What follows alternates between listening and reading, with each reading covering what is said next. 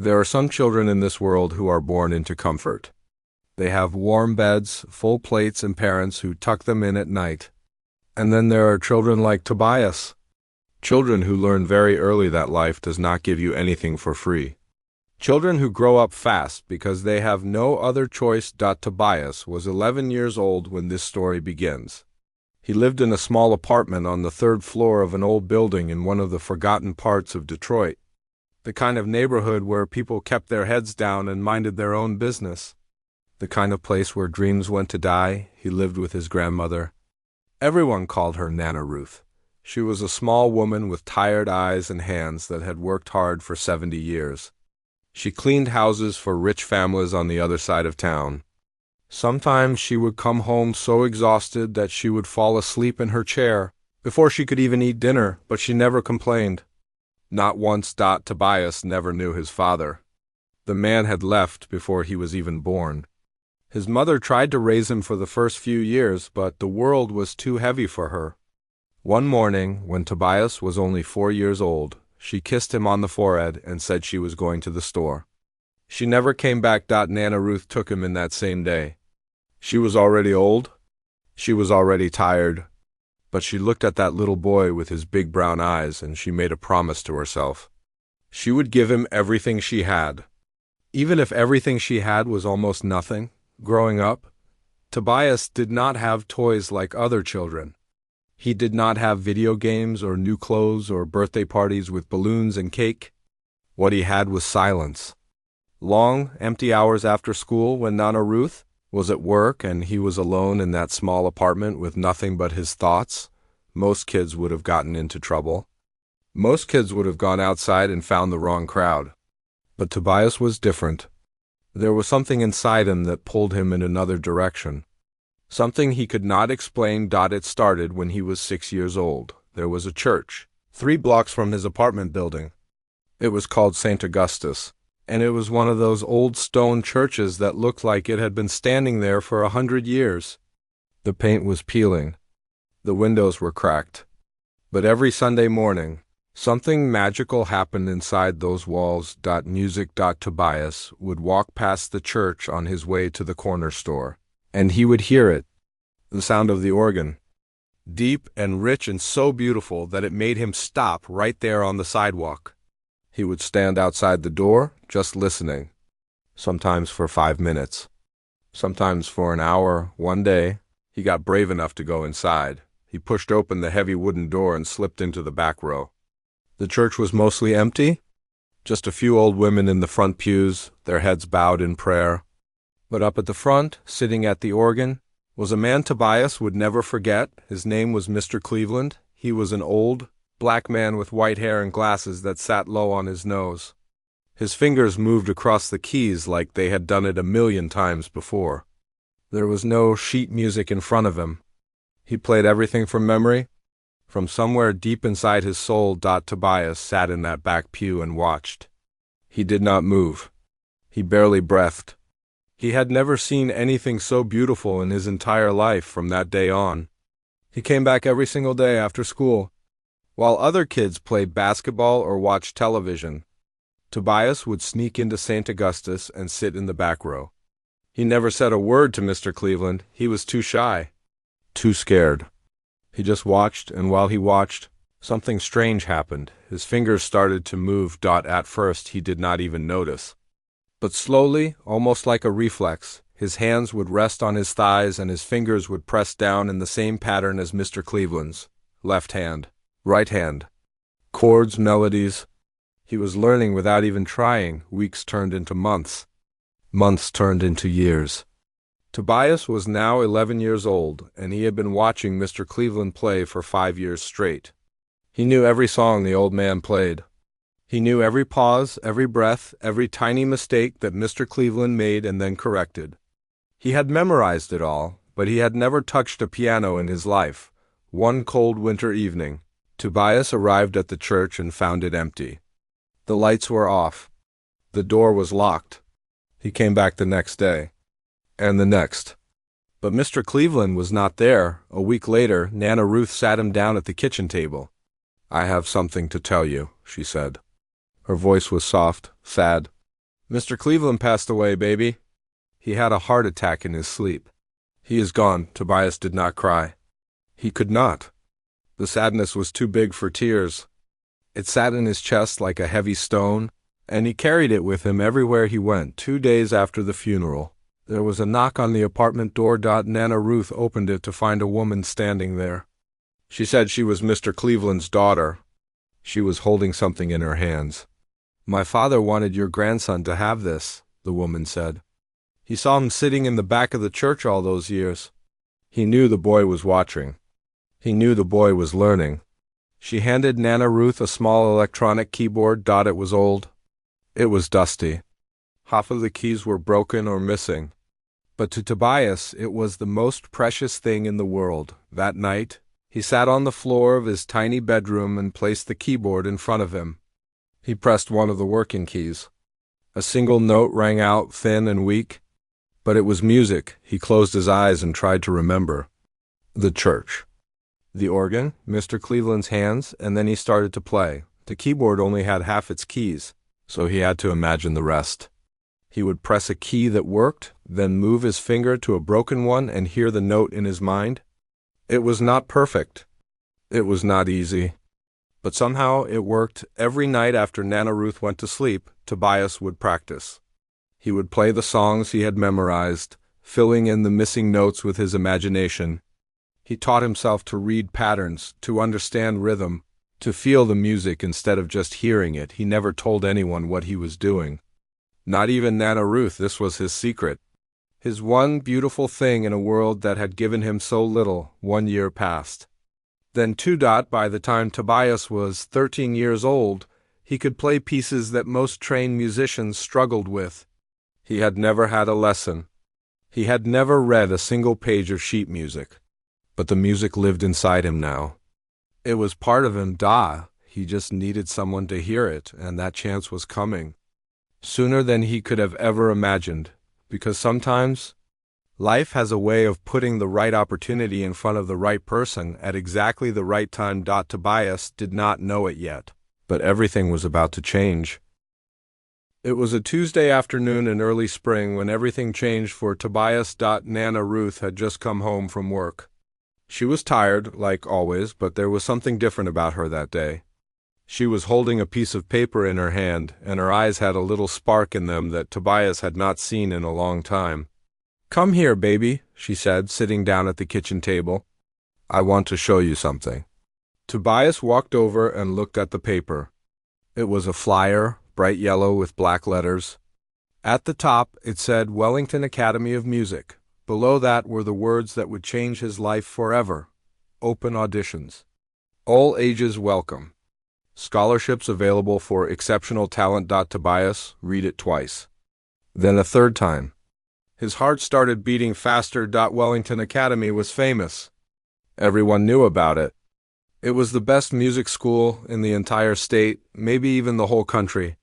The students who went there became professional musicians. They played in orchestras. They performed at concert halls. They lived the kind of life that Tobias had only ever dreamed about, but Wellington was also for rich people.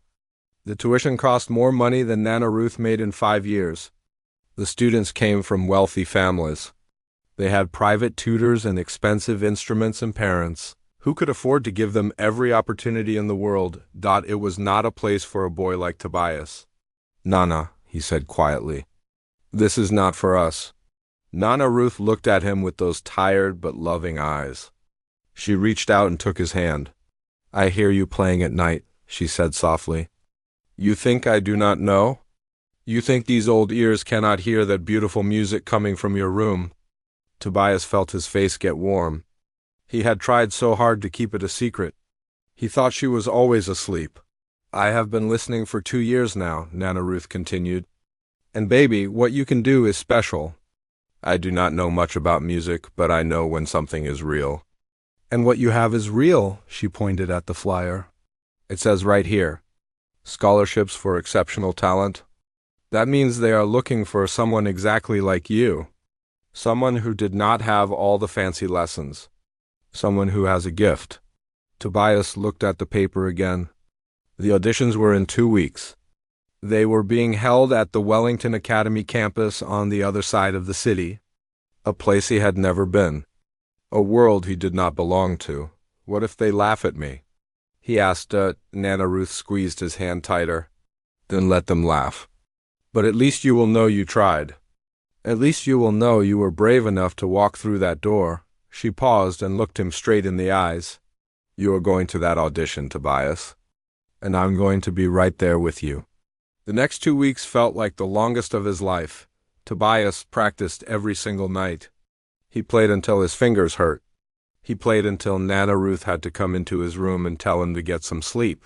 He went over every song he knew, trying to decide which one to perform at the audition. He finally settled on a piece he had learned from watching Mr. Cleveland all those years ago. It was a classical song, complicated and beautiful. The kind of piece that required years of training to master. But Tobias had never had training. He had only had love. Love for the music. Love for the memory of that old man at the organ. And sometimes, love is enough. The morning of the audition arrived. Nana Ruth woke up early and ironed the only nice shirt Tobias owned. It was a white button-down that was a little too big for him, but it was clean and it was neat. She polished his shoes until they shined. She made him a big breakfast, even though he was too nervous to eat. You look handsome, she said, straightening his collar. Like a real musician. Tobias tried to smile, but his stomach was full of knots. They took 3 different buses to get to the Wellington Academy campus. The ride took almost 2 hours. Tobias stared out the window the whole time, watching the neighborhoods change. The broken sidewalks and boarded-up buildings slowly disappeared. In their place came tree-lined streets, fancy houses, and cars that looked like they had never seen a speck of dirt. When they finally arrived at Wellington, Tobias could not believe his eyes. The campus was huge. There were beautiful stone buildings covered in ivy. There were green lawns that looked like they had been cut with scissors.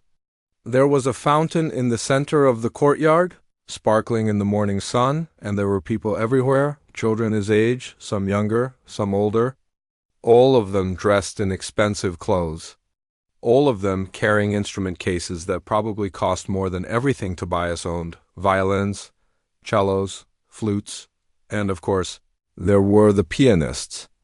You could tell who they were because they walked with a certain confidence. They knew they belonged here. Tobias looked down at his too big shirt and his old polished shoes. He had never felt so out of place in his entire life. Come on, baby, Nana Ruth said, taking his hand. Let us find where we need to go. They walked into the main building and followed the signs to the audition hall. The waiting room was packed with families, mothers in pearls and fathers in suits, children warming up on portable keyboards or reading sheet music with their tutors. Tobias and Nana Ruth found 2 empty seats in the corner and sat down. A woman nearby looked at them. She had blonde hair pulled back tight and a face that seemed like it had never smiled. Her eyes moved from Tobias to Nana Ruth, then down to Tobias's empty hands. Where is your instrument? She asked. Her voice was not friendly. I play piano, Tobias said quietly. I do not have one to bring. The woman raised an eyebrow. And your sheet music? Your portfolio? Tobias shook his head. The woman made a small sound, almost like a laugh, but not quite. She turned to the man sitting next to her and whispered something. They both looked back at Tobias with expressions he knew too well. Pity, judgment, doubt. Nana Ruth leaned over and whispered in his ear. Do not pay them any attention. You are here for one reason. To show them what you can do. Tobias nodded, but his confidence was shrinking by the minute. He looked around the room. Every other child had something he did not. They had binders full of music. They had parents who spoke about concertos and compositions like it was a normal conversation. They had years of lessons from the best teachers money could buy, and what did Tobias have? A broken keyboard at home. Memories of an old man at a church organ? And 2 hands that had never touched a real piano. One by one, the names were called. Children disappeared through the big wooden doors and into the audition room. Some came out smiling. Some came out crying. Most came out looking relieved that it was over. The hours crawled by. Finally, a woman with a clipboard appeared at the door. Tobias Wilson? He stood up. His legs felt weak.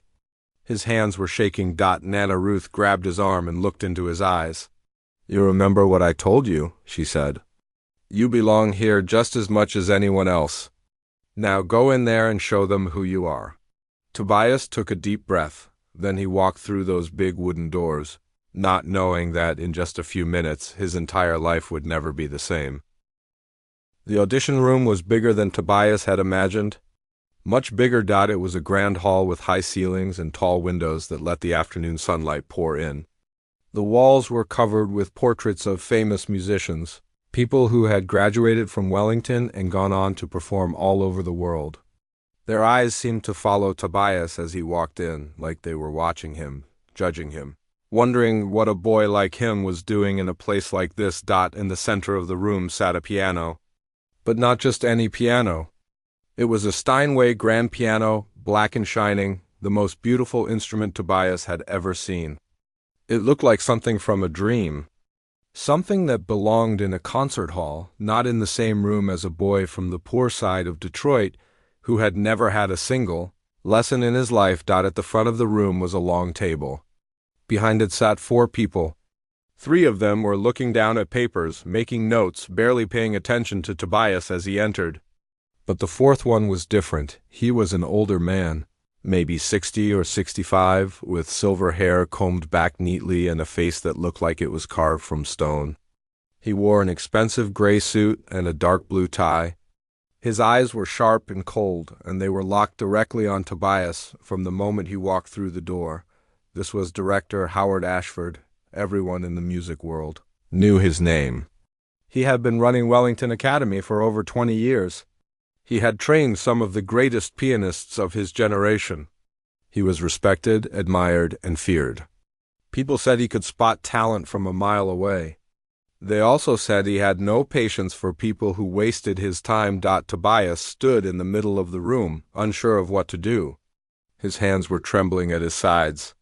His heart was pounding so hard he could hear it in his ears. Name? One of the judges asked without looking up. Tobias Wilson, ma'am. The woman flipped through some papers. I do not see a file for you. No recommendation letters. No previous competition records. She looked up, confused. Did you submit an application? I just came for the open audition, Tobias said. His voice came out smaller than he wanted it to. The flyer said anyone could try. The woman exchanged a glance with the judge next to her. They both looked uncomfortable. Director Ashford leaned forward in his chair. His eyes narrowed as he studied Tobias from head to toe. The too big shirt, the old shoes, the empty hands. Where is your instrument? He asked. His voice was deep and commanding.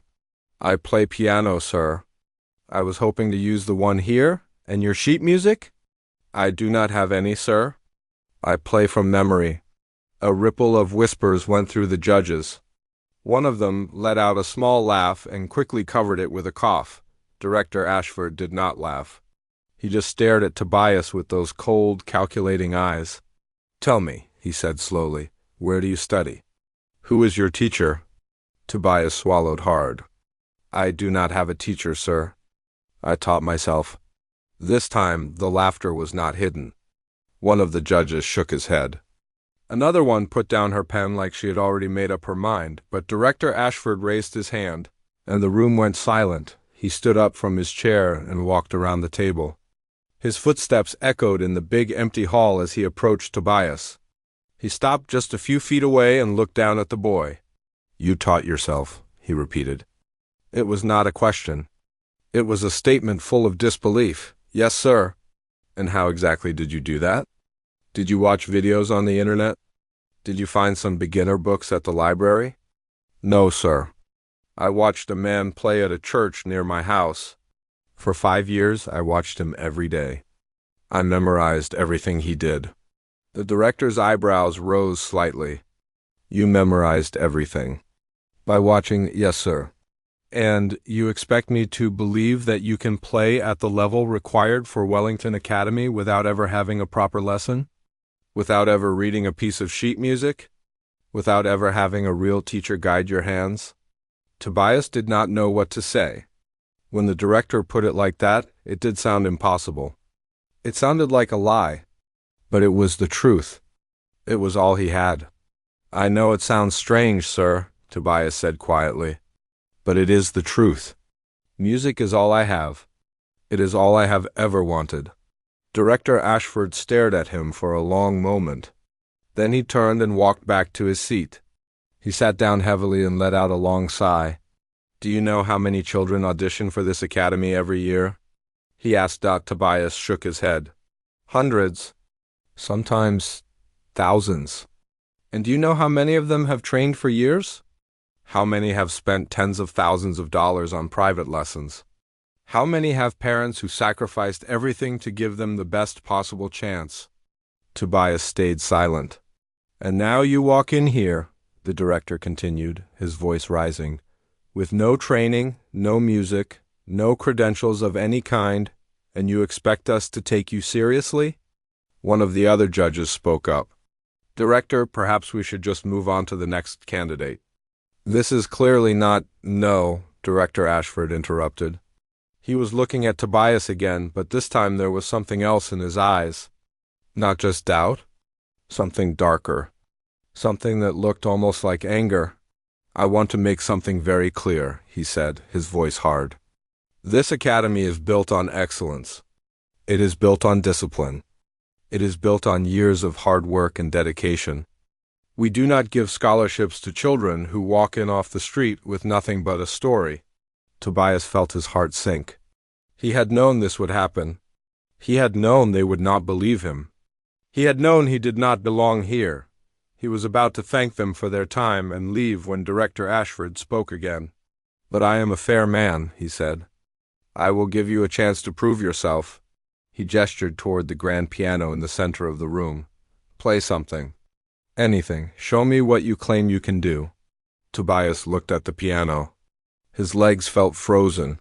"However," the director added, "I want everyone in this room to understand something." He stood up again and looked around at the other judges, then back at Tobias. "I have been in this business for over 40 years. I have seen prodigies. I have seen geniuses. I have seen children who could make a piano sing like an angel. And every single one of them had years of training. Every single one of them had teachers. Every single one of them had support," he pointed at Tobias. "This boy has none of that. He has nothing. And I am sorry, but talent alone is not enough. Raw ability without proper training is just noise." He paused, and a small, cold smile appeared on his face. "So let me make this interesting. If this boy sits down at that piano and truly plays, I mean really plays, at the level this academy requires, then I will kneel right here in front of everyone." The other judges looked shocked. One of them laughed nervously. Another one whispered something under her breath, but Director Ashford was not joking. His eyes were locked on Tobias, hard and unblinking. "Go ahead," he said. "Prove me wrong." The room fell completely silent. Tobias looked at the piano. The beautiful, terrifying, magnificent piano. The instrument he had dreamed about his whole life but had never once touched. He thought about Nana Ruth sitting outside in the waiting room. He thought about Mr. Cleveland and those long afternoons in the church. He thought about all the nights he had spent on his bedroom floor with a broken keyboard, playing songs that only he could hear. And then, slowly he walked toward the piano. His footsteps echoed in the silence. He pulled out the bench and sat down. The keys stretched out before him like a road to somewhere he had never been. He placed his fingers on the cool, smooth ivory, and he closed his eyes. For a moment, Tobias did not move. He just sat there with his eyes closed and his fingers resting on the keys. The piano felt cool beneath his fingertips, smooth, perfect, nothing like the broken keyboard in his bedroom back home. The silence in the room was heavy. He could feel the eyes of the judges on his back. He could feel their doubt, their impatience, their certainty that he was about to fail, and somewhere deep inside, a small voice whispered that maybe they were right. Maybe this was a mistake. Maybe he should just stand up, apologize, and walk out of here before he embarrassed himself even more. But then another voice spoke. A quieter voice. A voice that sounded like Mr. Cleveland. Play, son. Play like nobody is watching. Play like the music is the only thing that matters. Tobias took a deep breath. And then he began. The first note rang out into the silence. A single, clear tone that seemed to hang in the air like a drop of water. Then came another note. And another. Soft at first, almost hesitant, like a bird testing its wings before taking flight. He was playing Chopin. Ballade No. 1 in G minor. One of the most difficult pieces ever written for piano. A piece that music students trained for years to master.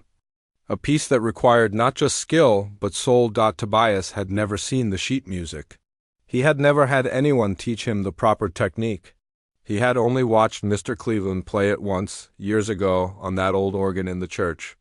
But somehow the music had stayed with him. Every note, every phrase, every rise and fall, the melody began to build. His left hand moved across the bass keys, creating a foundation of sound that was deep and rich and full of longing. His right hand danced above, picking out the melody like drops of rain falling on a quiet lake. In the judges' seats, something changed. The woman who had laughed earlier stopped smiling. Her pen slipped from her fingers and fell to the table, but she did not notice. She was too busy staring at the boy at the piano. The judge next to her leaned forward in his chair. His mouth was slightly open. His eyes were wide, and Director Ashford, the man who had been so certain, so dismissive, so ready to send this boy away, he sat completely still. His hands were gripping the arms of his chair. His face had gone pale. Tobias did not see any of this. His eyes were still closed. He was not in the audition hall anymore. He was somewhere else entirely. He was back in the church. Back in that old wooden pew where he had sat for 5 years, watching and learning and dreaming. He could smell the dust and the candle wax. He could see the light coming through the stained glass windows, painting colors on the floor. He could see Mr. Cleveland sitting at the organ, his head bowed, his fingers moving like they were connected to something bigger than himself. The music grew stronger, louder, more intense. Tobias's hands moved faster now, flying across the keys with a speed and precision that seemed impossible for someone who had never had a lesson. The notes poured out of him like water from a broken dam. Years of watching. Years of practicing on a broken keyboard in silence. Years of loving music from a distance, never able to touch it, never able to hold it. All of it came flooding out. The piece reached its first climax. A powerful surge of sound that filled every corner of the grand hall. The windows seemed to vibrate. The portraits on the walls seemed to come alive. The very air in the room seemed to change, becoming electric, charged with something that none of them could explain. One of the judges wiped her eyes. She had not even realized she was crying. Another judge had his hand over his heart. He had been teaching music for 30 years, and he had never heard anything like this. Not from a child? Not from anyone. But Tobias was not finished. The music softened again, dropping down to something gentle and sad. This was the heart of the piece. The part that was not about showing off or proving anything. It was about feeling, about loss, about hoping for something you were not sure you could ever have got. Tobias thought about his mother, the woman who had walked out the door and never come back. He thought about all the times he had wondered why. Why did she leave? Did she ever think about him? Did she know what he had become? The music carried all of it. All the questions, all the pain, all the love that had nowhere to go. Tears were streaming down his face now, but he did not stop. He could not stop. The music was in control, and he was just along for the ride. In the judges' seats, Director Ashford had not moved. He had not blinked. He had not taken a single breath.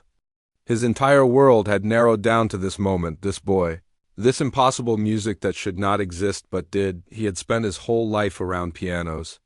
He had heard the greatest players of his generation. He had trained prodigies and geniuses and virtuosos. He knew what talent sounded like. He knew what years of hard work sounded like, but this was different. This was not just talent. This was something else. Something raw and real and pure. Something that could not be taught. Something that either lived inside you or did not, and it lived inside this boy. This poor, untrained, overlooked boy who had walked in with nothing but a dream and the memory of an old man in a church. The music began to build again for the final movement. Tobias's hands were moving so fast they were almost a blur. The notes came faster and faster, climbing higher and higher, reaching for something just out of grasp. And then, with one final thundering chord, it was over. The last note echoed through the hall. It seemed to hang in the air for an eternity, fading slowly, like a sunset disappearing below the horizon. Then there was silence. Complete, total, absolute silence. Tobias opened his eyes.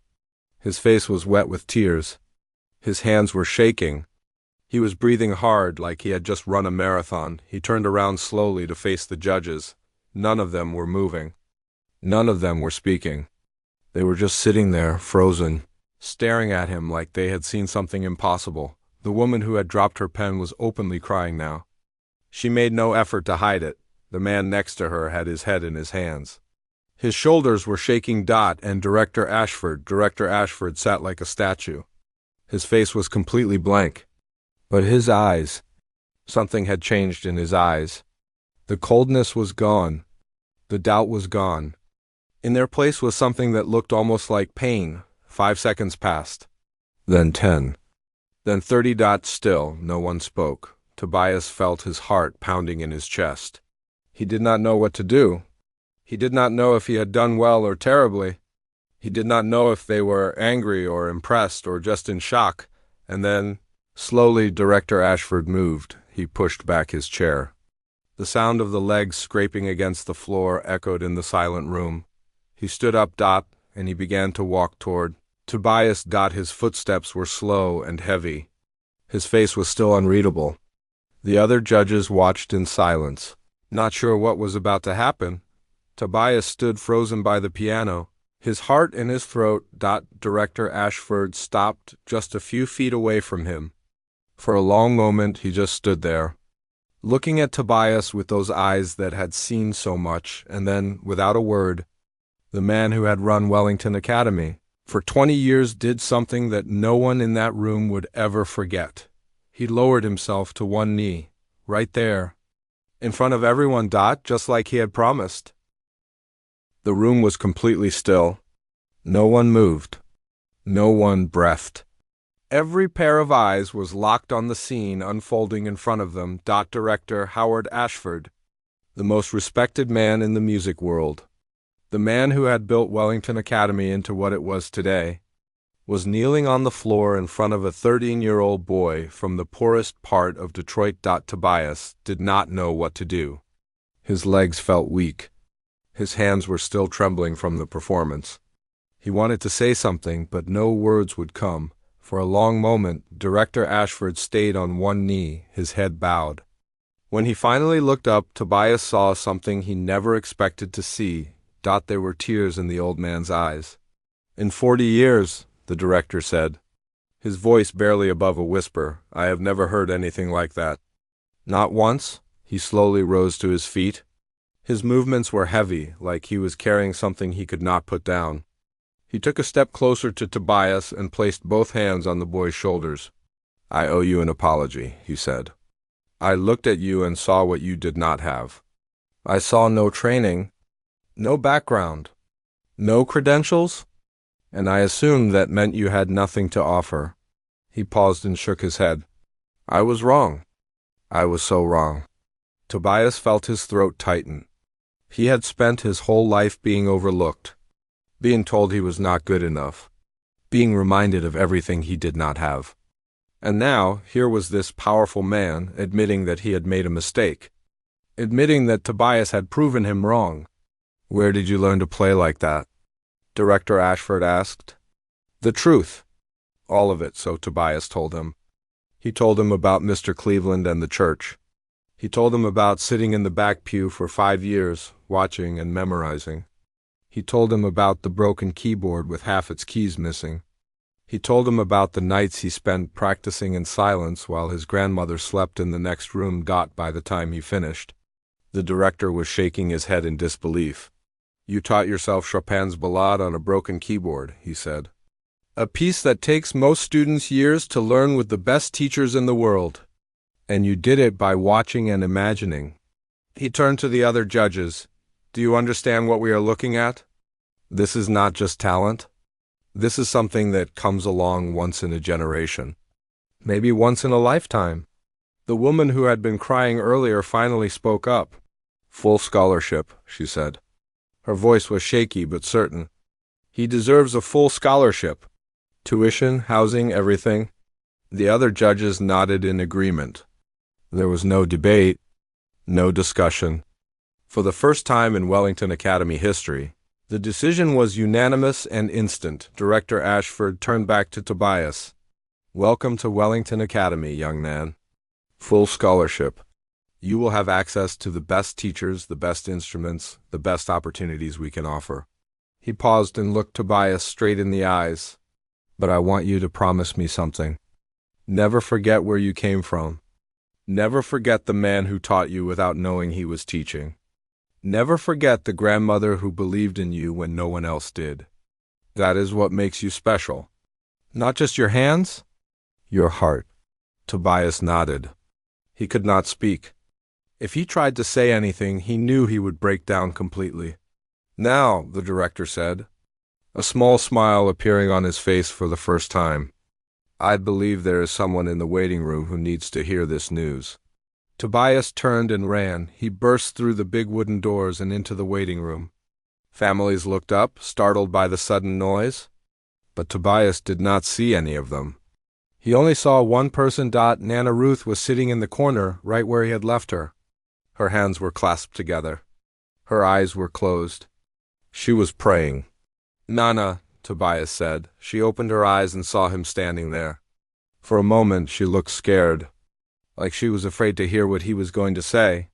"I got in," Tobias said. "Full scholarship. They are paying for everything." Nana Ruth's face crumpled. She let out a sound that was somewhere between a laugh and a cry. She stood up and pulled Tobias into her arms, holding him tighter than she had ever held anything in her life. "I knew it," she whispered. "I knew it, baby. I always knew." They stood there for a long time, holding each other, crying and laughing at the same time. The other families in the waiting room watched in silence. Some of them looked confused. Some of them looked moved. A few of them started crying too, even though they did not know why. That night, Tobias and Nana Ruth took the long bus ride home. But everything felt different now. The broken sidewalks and boarded-up buildings did not look so hopeless anymore. They looked like the place where a miracle had started. When they got back to the apartment, Tobias went to his room. He picked up his old keyboard from the shelf. The one Mr. Cleveland had left him. The one with half its keys missing. He held it in his hands and closed his eyes. "Thank you," he whispered. "Thank you for seeing something in me that I could not see in myself." 3 years passed. Tobias was now 16 years old. He had grown taller. His hands had grown stronger. And his music had grown into something that left audiences speechless. He had won competitions across the country. He had been featured in newspapers and magazines. People called him a prodigy, a genius, a once-in-a-generation talent. But Tobias never let any of it go to his head.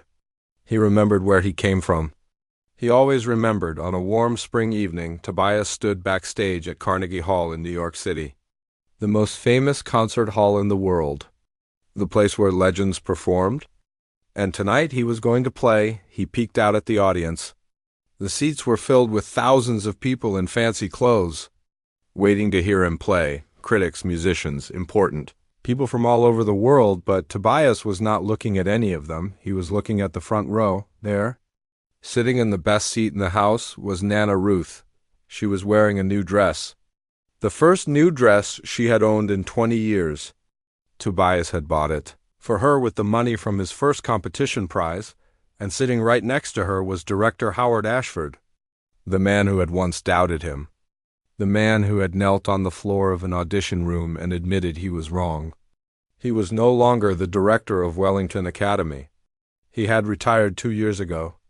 But he had never missed a single one of Tobias's performances. They had become more than teacher and student. They had become family. Tobias took a deep breath. He walked out onto the stage, and the audience erupted in applause. The sound washed over him like a wave. But he did not let it distract him. He walked to the piano, the same kind of Steinway grand that he had played on that first day at Wellington. He sat down, he placed his fingers on the keys, and just before he began to play, he looked up at the ceiling and smiled. "This one is for you, Mr. Cleveland." Then he closed his eyes and he let the music carry him home. The end.